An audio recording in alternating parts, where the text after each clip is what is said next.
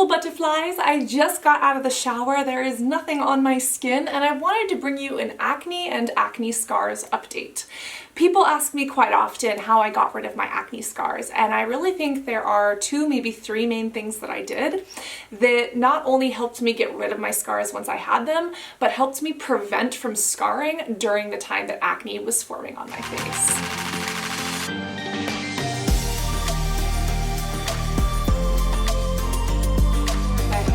When I first started clearing my skin, nobody prepared me that the scars would be left over. And honestly, looking at the scars through my makeup or on my bare skin, it would kind of remind me of the pain that acne had brought me. And even though I felt so confident that I had cleared my own skin and so empowered by that, the acne scars kind of put a damper on that. But when it comes down to it, I had severe nodular cystic acne, and I was able to both avoid and treat a lot of the scarring because I kind of knew what to do. A little bit of personal history.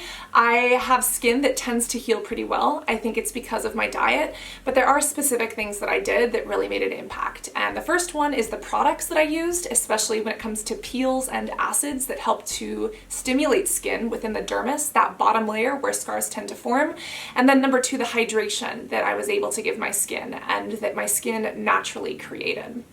When it comes to wound healing, there are many different things that can impact that. And my skin naturally is very oily. I have found that having oily skin and applying certain moisturizers and certain products that infuse moisture into the skin helps wounds feel better. There's this old wives' tale that you should kind of dry out a wound or something. I don't think that's true, and medical research says it's not true. If somebody comes into the hospital with a burn or a huge scar, they stitch it up and then they apply an ointment on it, an antibiotic ointment. A lot of times for scars and burns, they actually apply silicones because that can help lock moisture into the skin. And locking moisture into the skin can help scars heal. I had some really difficult times when I was younger, and I had some issues with hurting myself. And something that I would do, because I was ashamed of that and I didn't want that to live on my skin, it was a way for me to kind of detach and for me to focus on something instead of everything that was going through my head. It was a very negative coping mechanism that I am not proud of. But something that I would do is actually use specific oils. I would use specific scar creams, and I would actually wrap the scars or the wounds with plastic wrap, which is so not eco-friendly. But what that would do is help them heal better because they stayed moist. And I think that that is the same for the skin or any other scar as well. I got a scar maybe about 4 months ago. This was a wound and it's still healing, and literally throughout the first 3 weeks of having this, I was putting ointment on it, I was putting oil on it, I used buckthorn oil, you can use sweet almond oil. You want to use oils that are good for the skin. I would avoid using olive oil because it has been shown to kind of ruin the skin's barrier function. Barrier function is how well the skin holds on to moisture. So I would avoid something like that. Coconut oil is kind of questionable, but something like sweet almond oil, rose hip oil, those have been really helpful. And for me as well. And so whether it's a scar on my body, whether I nick myself shaving, or whether it's on my acne, that's something that I tend to do. Jojoba oil is also excellent. And something that I did when I was younger, especially when I was going through aesthetic school, was glycolic acid peels. Now, please, this is why you should see a dermatologist and why you should see an esthetician, is because they have access to these treatments that are super, super potent. And for me, because I was in training, I had access to a lot of these things and a lot of these people. And I would do glycolic acid peels starting at 10% and work my way all the way up to 40%. Glycolic acid is an AHA acid that is derived from sugarcane, and it has such a small molecule that it can actually get really deep into the skin. Scars are formed in the dermis, which is basically the deepest layer of the skin before you hit the hypodermis, which is the fatty tissue. And you need products to penetrate there if you're going to work on a scar. What a scar is the body's attempt at reforming new skin. But unfortunately, sometimes the body doesn't form the new skin as good as it could. Sometimes it overreacts, which is how you get a keloid scar, and sometimes it does other things, which could end up in scars that have marks or colors, or scars that have hyper or hypopigmentation, meaning that they're a little bit white in color or they're a little bit purple or brown in color, and sometimes those eventually turn to white.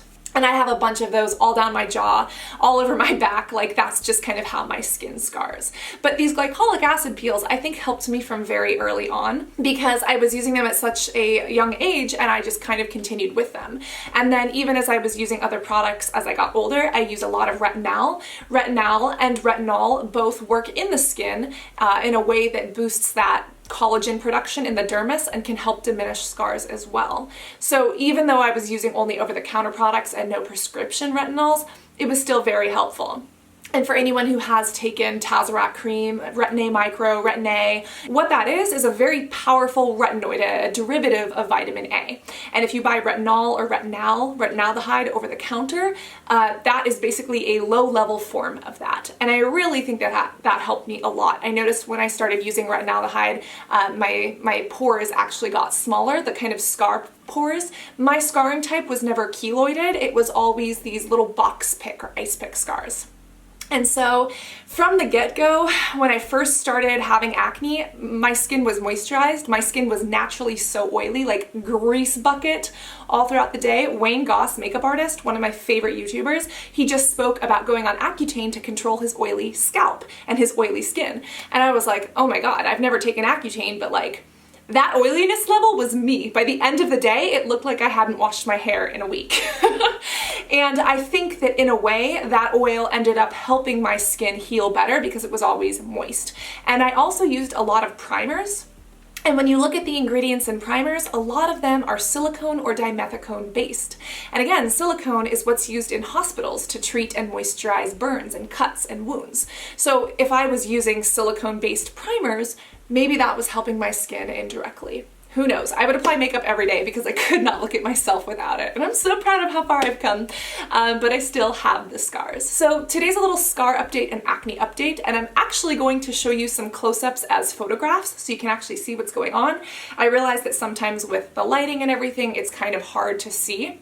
But when I take these still images, they seem to be a little bit better. So you can see that I still have scars on my face. You can still see texture when I wear makeup or when I don't have it. But it is a lot better than it used to be, and it's not these deep rolling scars. I feel that I prevented those with the glycolic acid and other peels that I was doing when I was younger. You can see some of this hyper and hypopigmentation, the little white spots and the little pink spots, that's normal. And then you can actually see all of the sebaceous filaments that I have. I have a ton of sebaceous filaments. That's just like a fact of my life. And I know they're natural, but they bother me. Sebaceous filaments are a little bit like blackheads, but they don't have a black head. And they're made of different stuff. Blackheads are in open comedone, whereas sebaceous filaments is literally just the structure of your skin that gets filled up with sebum. And the amount of these that I have just shows you how oily my skin actually is. But when it comes to it, I'm also having a couple little breakouts right now. I notice that when I'm stressed, I don't eat well. And the combination of not eating well and being under stress tends to break me out. I think that it has something to do with hormones and with androgens and how sensitive my hair follicle is to those specific hormones. And I find that I produce more oil when I'm stressed and when I don't sleep.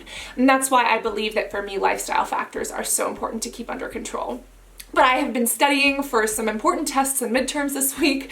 I have been doing some major projects and taking a little bit more responsibility than I can handle. I've bitten off a little bit more than I can chew for the past week and a half or two. But you know, you persevere, you get through it, you break out a couple times, and then you go on with your life and just apply some skincare creams. So I really hope that this little acne update, scar update helped you. Remember that no matter where you are in your journey, that there are other people who are going through it too. You are an acne warrior, and even though acne feels so isolating, or scars remind us of the wounds that we've inflicted on ourselves or the wounds that others have inflicted on us, or a way that we've spoken to ourselves before, they do not define you. And it's because of those past experience making you go through this tough stuff that you are be able to grow into the person that you're meant to be.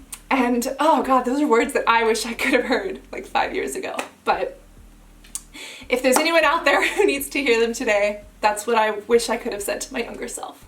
So I love you guys. If you have any additional questions about how I treat my scars, if you want an updated skincare routine, if you want me to answer more of your acne questions on Instagram, or if you just want like a skincare meme Sunday, please let me know because I would love to film those. We also have some exciting skin science videos coming up every single Saturday. I apologize if they've been late. Your girl has been exhausted. But your girl is working on it, and we're going to be talking about some exciting things when it comes to understanding your skin and your products and how to choose the right ones for you and how to know what your skin type is and how to mix your skincare ingredients. All of that is coming. And then every single Monday we have minimal makeup showing you how to cover acne, how to choose the right products, how to use eyeshadows in the right order, and all of that good stuff. I love you to pieces. Always remember to be beautiful inside and out, and I cannot wait to see you in the next video. Love you guys. Bye.